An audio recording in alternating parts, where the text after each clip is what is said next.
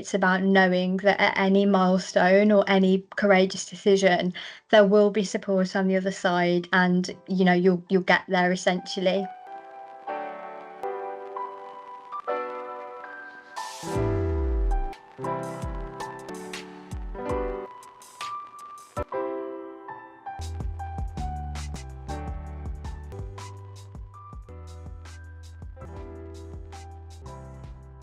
So, with the workplace in general, for me personally, I would say that my own deep desire and my transformation journey was the thing that kicked that off.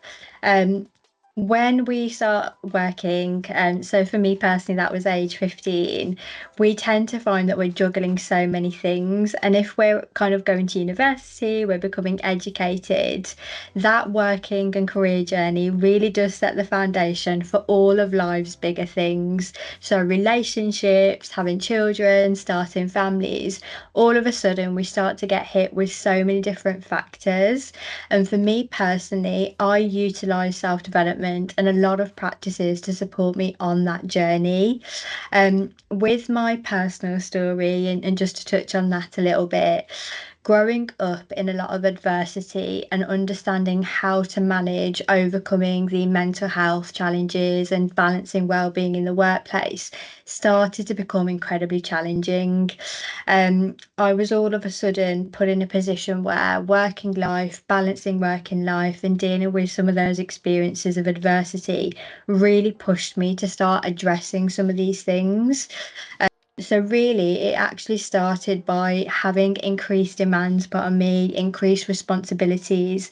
We all know the world of work is incredibly difficult to juggle, and that's where it really started. I didn't necessarily have, external speakers, external facilitators talking about how to build in mental health practices, well-being practices.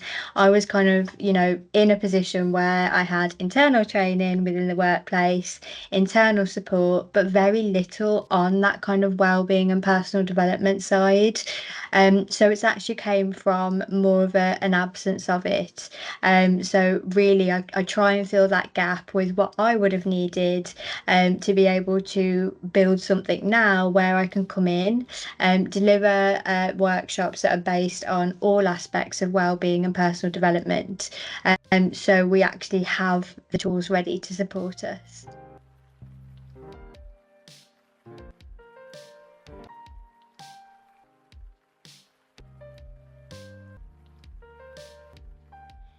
So, the phrase in general of work life balance does tend to get oversimplified. When it comes to our career, our goals, in our personal life, work life balance, it does kind of blend through, and there are lots of different parallels.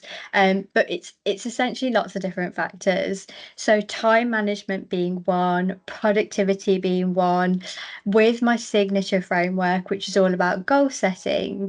Even that aspect of work life balance, it's really learning in how some of these core topics and subjects support us in the term of work life balance, and how we can use some of the most practical hands on techniques and practical tools to support us in developing work life balance from a practical side.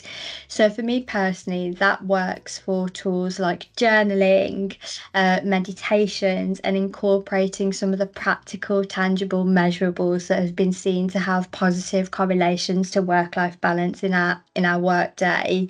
So a really common one is journaling, writing things down, and the measurable results when it comes to performance, high performance, success in the workplace, feeling fulfilled, comes a lot from practices like journaling. So when it comes to the science backside, even when we can look at neuroscience and the link between, having that relationship build through some of these practices, we can clearly see that humans aren't designed to be on all the time. We're not designed to not have any recovery time or any periods where, we can't have time to ourselves and build in these practices. But at the same time, the reality of work demands us to be on. We have to be productive, we have to be available, we want to be seen to go for the higher promotions. So really looking at some of these practices and how they can be built into our work life, as opposed to constantly adding in things that feel unmanageable, is what I'm really passionate about. Um, what we've also seen is that the science of work-life balance and the link between productivity, which a lot of my journal and meditations are actually trying to improve on, is that productivity doesn't increase with longer working hours.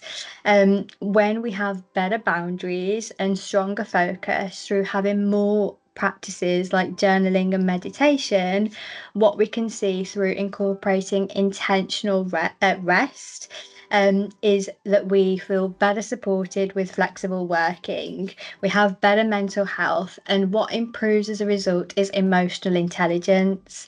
Emotional intelligence, which is the foundation of my framework, is how we have better relationships.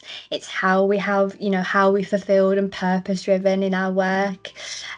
So essentially the productivity side and having the link clearly between boundaries, and supporting obviously the overall picture, is essentially the science reporting that productivity with building in these tools helps us become more emotionally intelligent, therefore having a better balance all round.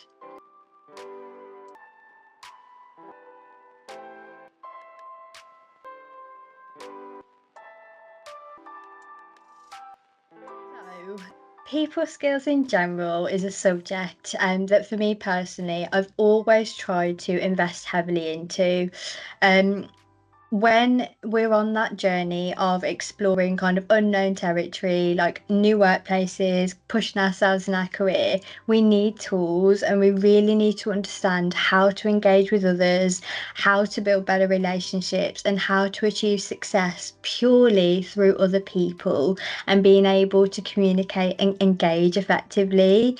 So I was that person where I'd always be watching YouTube videos, I'd be reading so many personal development books, because for me, fundamentally, working with other people and being able to, engage with others in an authentic manner comes through having incredible people skills. And as somebody from a background where I did struggle with periods of feeling unfulfilled, mental health challenges through my struggles and overcoming adversity, I always try to factor in these kind of practices to be able to engage with others in a way where what I had been through wasn't a representation of what I'd seen in my childhood. So I think for me, learning the practical skills of how to relearn, how to trust in humanity, engage with others because the world is a safe place, was fundamental. So it's actively something I teach and train on. I come from a background where my relationship with, adversity and feeling safe in the world was quite damaged in terms of growing up in a violent home, having a caregiver that was not safe. And I think when it comes to people skills with others, we've all been through traumatic experiences to a certain extent. So people skills, and that can be anything, broken down relationships, challenges with co-workers. We've all got some level of ways that we can improve relationships with others based on how much quote unquote baggage or personal experiences we've gone through. So for me, it's played such a huge role in, getting the career milestones that I've gotten, the relationships, the success in my business. It's all come through dealing with others and having tools in place that kind of, I have tools to hand to know how, because it's not always natural. It's not always natural to us, like how to get the results that we want. So people skills and having practical, tangible tips to hand, is fundamental to how I've succeeded. And I have lots of tips and nuggets around that in my framework as well.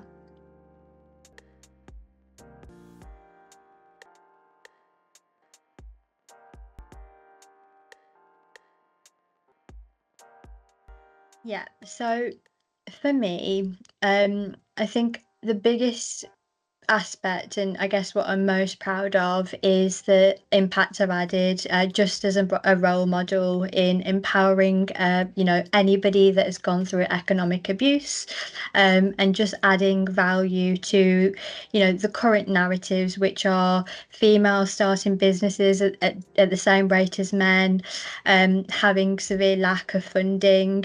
And some of those narratives do tie closely with, my own story of economic disempowerment. There is also the huge factor of overcoming adversity and the challenges I've gone through that, have impacted my own confidence and self-worth. So in general, I feel like I'm the representation of when you feel disempowered, or in my case and my mother's case, severe oppression and made, tangibly to be made to feel disempowered, we always have control. So whether that's a big life decision where we need to make a drastic change, or whether that's a small decision that we will say to ourselves, I can go for that next opportunity, it really doesn't matter. And I think for me, it's serving as an example that we always have control over our circumstances. I didn't choose to be born into the circumstances I was born into. For a lot of my early years, I think it did really affect my own ability to, believe that I do have a decision and that I feel empowered. And once I got to the stage that I was ready to invest in myself and learn how to be the hero at the end of the story, essentially, the most fundamental lesson is that I do have power and that I do have control. Um, Yes, a big part of that was learning about the tools and the resources out there to support me on the mission. I would never have been able to do it alone.